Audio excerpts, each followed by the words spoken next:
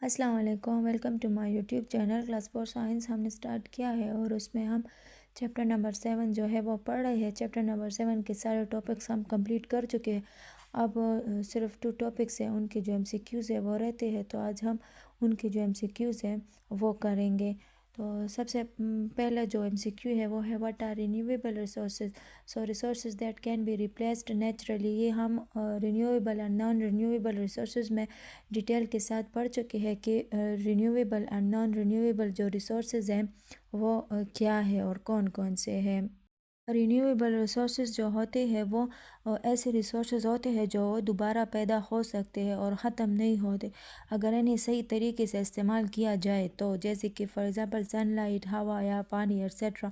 और जो non renewable resources है ना, तो वो ऐसे रिसोर्सेज होते हैं जो एक बार ख़त्म हो जाए तो दोबारा नहीं बनते या बनने में लाखों साल जो है वो लग सकते हैं, जैसे कि for example coal, petroleum, natural gas या मिनरल्स वगैरह।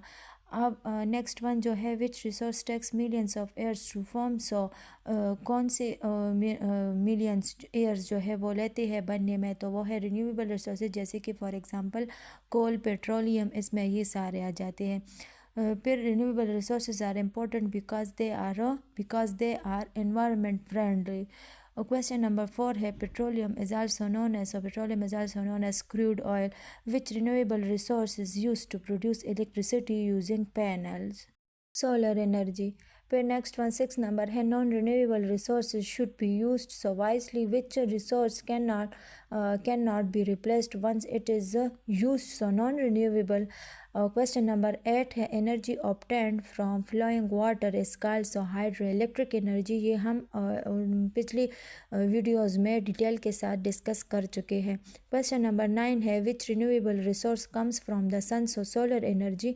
विच resources obtained from dead plants and animals over millions of years, fossils fuels. ये फॉसिल्स जो है, फॉसिल्स क्या है तो ये भी हम पढ़ चुके हैं कि फॉसिल्स किसे कहते हैं। ये फॉसिल्स वाले टॉपिक में हम डिटेल के साथ पढ़ चुके हैं। यहाँ पर फॉसिल फ्यूल्स जो है ये ऐसे फ्यूल्स होते हैं जो लाखों साल पहले मरने वाले पौधों और जानवरों की बाकियात यानी कि रिमेन्स से बनते हैं। ये ज़मीन के अंदर गहराई में पाए जाते हैं और एनर्जी हासिल करने के लिए इस्तेमाल होते हैं। फिर क्वेश्चन नंबर 11 है using solar panels help to so save non renewable resources. Question number 12 है what does conservation of natural resources means, so protecting and using resources wisely. Question number 13 है which action helps in conserving water, so using water carefully. सही है। what is the main aim of conservation to save resources for future generation। ये हम conservation वाले topic में detail के साथ पढ़ चुके हैं।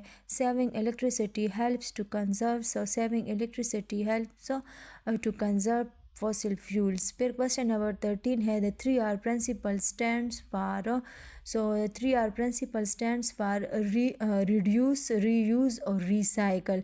सो रिड्यूस जो है, रिड्यूस का क्या मतलब है, तो रिड्यूस का मतलब है कि चीज़ों को ज़रूरत के मुताबिक कम इस्तेमाल किया जाए ताकि कचरा और ज़ाया होने वाली चीज़ें जो है वो कम हो।